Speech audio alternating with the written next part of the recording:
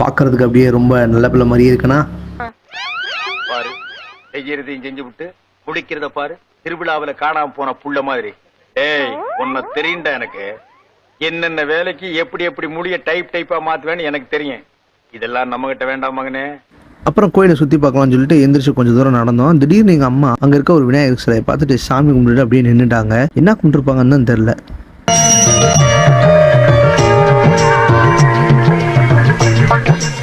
அப்பனே விநாயகா, இன்னைக்கு நீங்க பார்க்க வந்திருக்கலாம், என்ன காரணம்? வினதீப்பான் விநாயகன் ஊரலான்னு சொல்லி நான் கேள்விப்பட்டிருக்கேன்.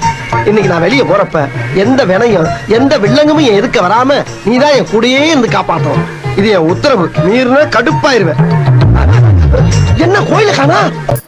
அப்படி நடந்து போயிட்டு இருக்க போகும்போது தாங்க இந்த கண்ணாடியை பார்த்தேன். சூப்பராக இருந்துச்சு. சரி, இங்கே ஒரு வீடியோ எடுப்போம், பின்னாடி யூஸ் ஆகும் அப்படின்னு. அதுதான் இன்ட்ரோவில் போட்டிருக்க வீடியோ. எப்படி இருந்துச்சுன்னு சொல்லுங்கள். நிறைய பேர் எனக்கு ஆனிவர்சரி விஷயம்